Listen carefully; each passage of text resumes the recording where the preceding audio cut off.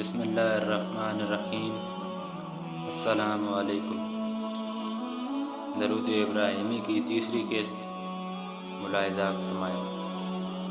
ادھر روزانہ پروفیسر صاحبہ کا لیکچر ہوتا اور میرا ان کے ساتھ روزانہ آمنا سامنا ہوتا، جس پر مجھے بہت عجیب سا لگتا۔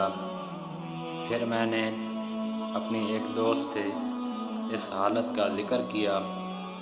اس نے مجھ سے کہا کہ تم اپنا سیکشن تبدیل کروا لو تاکہ تمہارا ان سے سامنا ہی نہ ہو، تاکہ تمہاری بے چینی عجیب سی جو صورت ہو رہی ہے اس سے جان چھوٹ جائے۔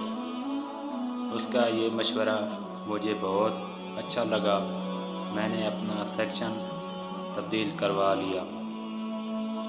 پڑھائی کا سلسلہ بھی جاری تھا اور ساتھ ساتھ درود ابراہیمی کا سلسلہ بھی جاری تھا۔ ایک روز مجھے میری ایک دوست کی کال آئی۔ وہ بہت زیادہ رو رہی تھی۔ اس کا کہنا تھا کہ میری دوست نے میرے ساتھ بہت برا سلوک کیا ہے۔ جس لڑکی کا یہ ذکر کر رہی تھی وہ میرے ساتھ فیس بک پر فرینڈ تھی۔ میری دوست نے کہا کہ تم فوراً اس کو فیس بک پر بلاک کر دو۔ میں نے کہا دوستی تو تمہاری تھی، اس کے ساتھ بہت زیادہ اٹھنا بیٹھنا تھا، میری تو صرف اس کے ساتھ سلام دعا ہی تھی، گہری دوستی بھی نہیں تھی، تو میری اس کے ساتھ لڑائی بھی نہیں ہوئی، تو میں اس کو بلاک کیوں کر دوں؟ لیکن اس نے جذباتی الفاظ کا سہارا لینا شروع کر دیا۔ کالج میں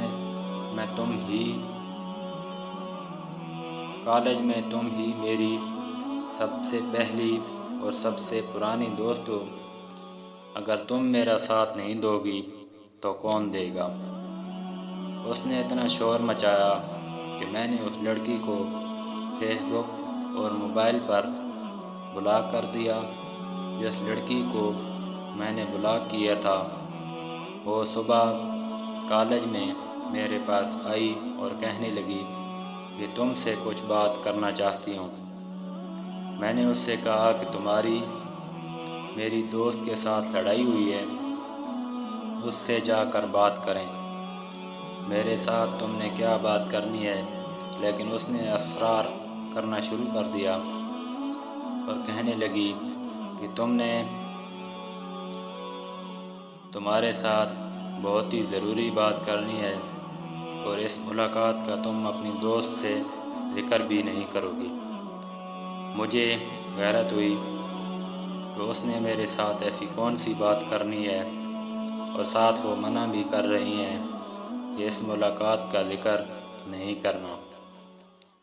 میں نے دوبارہ منع کیا تو اس نے مجھے اللہ کا واسطہ دیا اور کہنے لگی تمہیں اللہ کا واسطہ ہے، ایک بار میری بات سن لو، اس کے بعد جو مرضی فیصلہ کرنا۔ میں نے اس سے کہا کہ میں سوچ کر تمہیں کل بتاؤں گی۔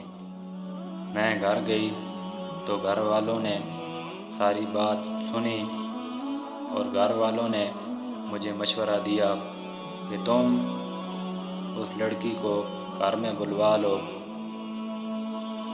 اس کا نمبر ان بلاک کیا اور اسے کال کی کہ تم میرے گھر آ جاؤ، میں تمہاری ساری بات سننے کے لیے تیار ہوں۔